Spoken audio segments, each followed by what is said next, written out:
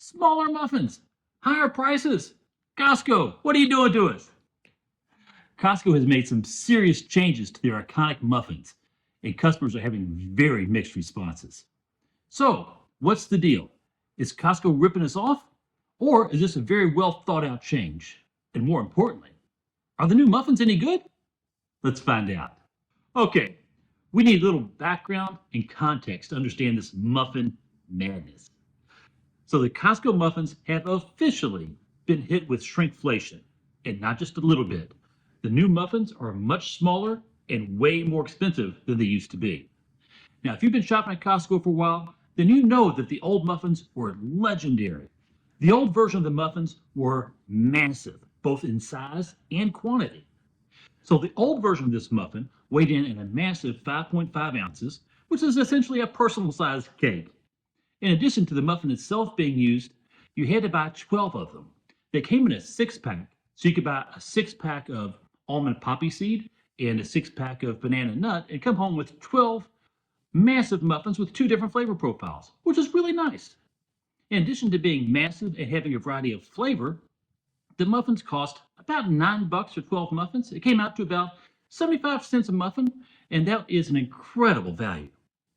But then, in late 2024, Costco dropped a bombshell and started testing these smaller muffins in certain warehouses. We're into 2025, and it looks like the test period is over and these smaller muffins are here to stay. So let's talk about them. The new muffins weigh in at 3.85 ounces, which is 30% smaller than the old muffins. Another massive change is the packaging. The muffins now come in a single pack of 8 instead of the old system, which was 2 packs of 6.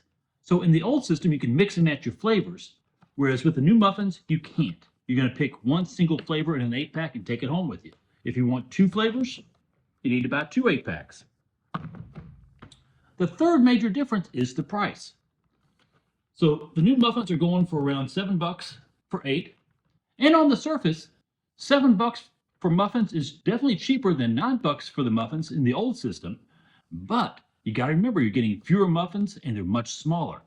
When you actually do the math on a per ounce basis, these new muffins are over 50% more expensive than the old muffins. So what's going on? Why is Costco shrinking your serving portion while raising your prices? That's very un-Costco-like behavior.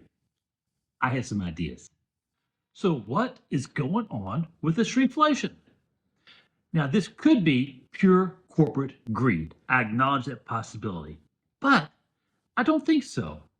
Costco's DNA is about lowering prices anywhere it can, and that's what keeps us coming back. So just raising prices to make money, it's not really a Costco type thing. That being said, they do have a new CEO, and maybe that's what he does. So let's just keep an eye on that for a while. But let's look at the other side of the equation, if you will, and that is the portion size. One of the biggest complaints about the Costco muffins in the past hasn't been the price, but it's been that they're too big. That a single muffin has between 600 and 700 calories, and you sort of feel after eating the whole thing. And my wife and I could never get through a full 12-pack of muffins before they went bad. We'd get 5, maybe 6 eaten, and then we'd have to pitch the rest. And you're not really saving money if you're throwing it away.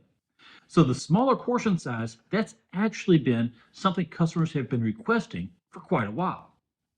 Let's go back to price though. Inflation is very real. And I suspect there's some inflationary pricing built into the muffins that is true and realistic. That being said, Costco has 2 major loss leaders in their store.